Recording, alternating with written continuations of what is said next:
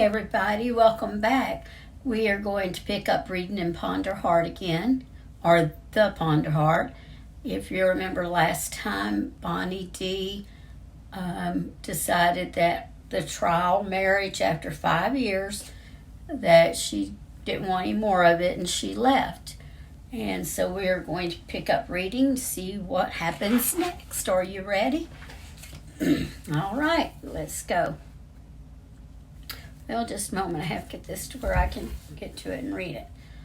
All right, now I'm ready. Uncle Daniel was happy no matter what I was doing. He wasn't really sick. I diagnosed him. Oh, he might have had a little malaria.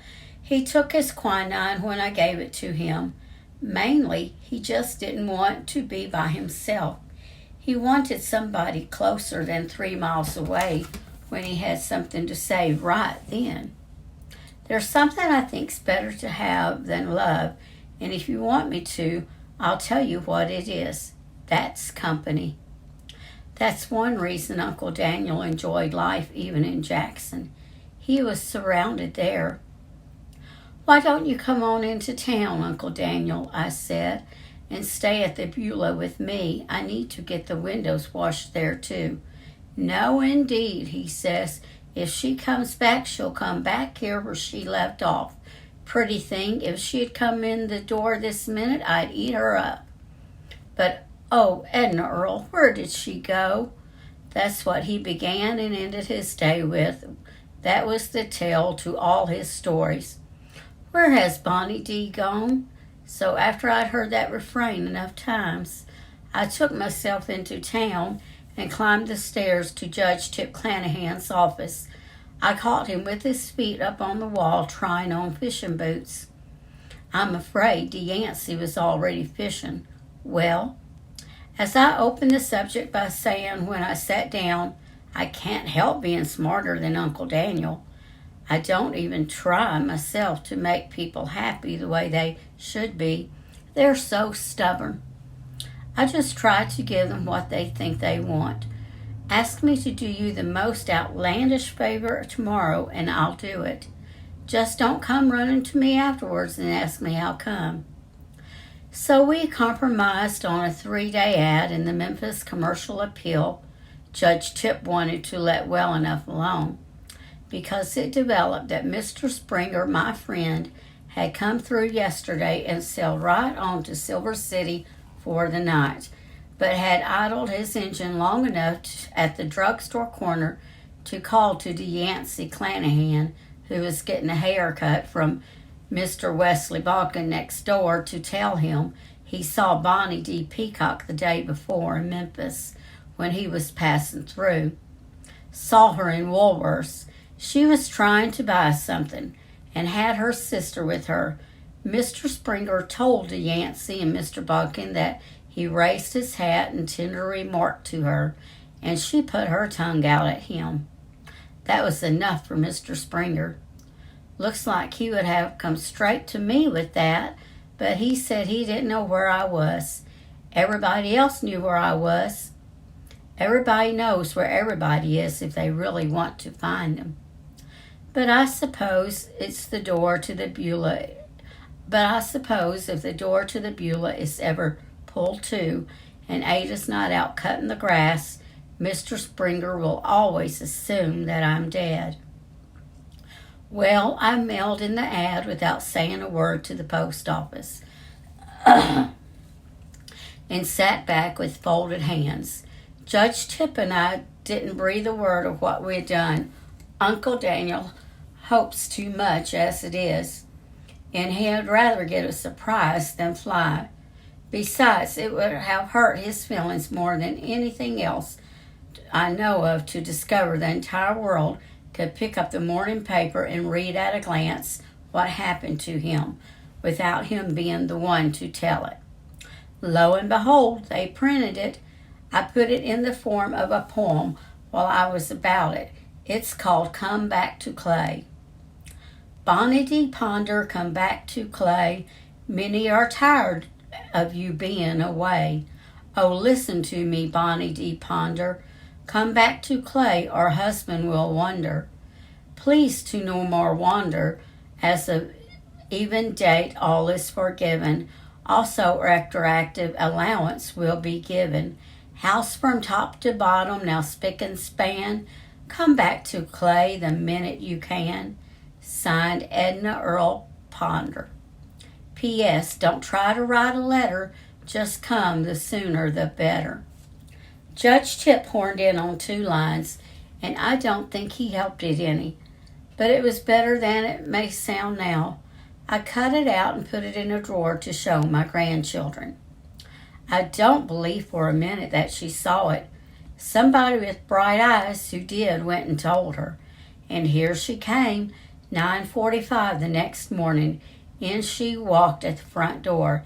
She looked just exactly the same, 17. The first I knew about it, Uncle Daniel hollered from the dining room out to me in the kitchen, Edna Earl, make haste. She's fixing to cut my throat. I've been up for hours. I was having Narcissus put up his peaches. But I came when he called, spoon and all. He had jumped up on top of the dining room table where he had been having a little buttermilk and crackers after breakfast. I said, why climb down, Uncle Daniel? It's only Bonnie D. I thought that was what you wanted. You'll spill your milk. Hallelujah, hollers Narcissus behind me. Prayers is answered.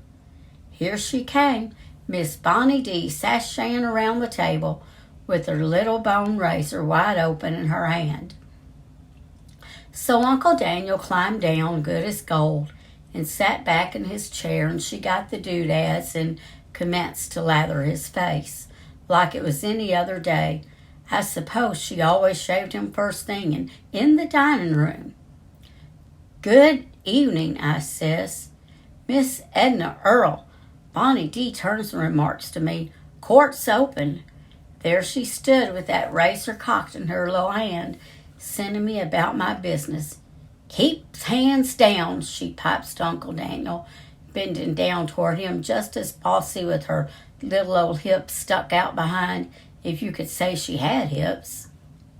And when he reached her shearing around to his other side, I believe she missed him. So I just politely turned on my heel, leaving them both there with 14 perfect quarts of peach preserves cooling on the back porch behind me. But before I could get down the front steps, Miss Edna Earl, Narcissus came streaking out after me. Call Dr. Lubanks. I imagine I can handle it, I says. What is it? It's him, says Bonnie D in the door behind her on one foot. Say please then, I says, and when she did, I went back in. I thought there'd be a little tiny cut on one cheek, but there he stretched. What had happened was poor Uncle Daniel had gotten out of the habit of knowing what to expect, and when Bonnie D came real close to his eye with that razor, biting her tongue as she came, he'd pitched right out of his chair, white as a ghost, with lather all over his cheeks and buttermilk dotting his tie. Narcissus, I says, holler for the closest. Grandpa considered he had a perfectly good way of getting in touch with the doctor or anybody else, a Negro on the back of a mule. There's a white man sitting at the crossroads store with a telephone and nothing to do all day but feed those birds. Dr. Eubanks had this to say after he had come and we had all finished a good dinner. Daniel, you know what? You've got to use more judgment around here. You've got a racing heart. Sure enough, says Uncle Daniel. He'd been almost guarded with Dr. Eubanks ever since Grandpa's funeral. But he smiled clear around the table at that word heart. You hear that, Edna Earl? Hear that, sugar? It's my heart.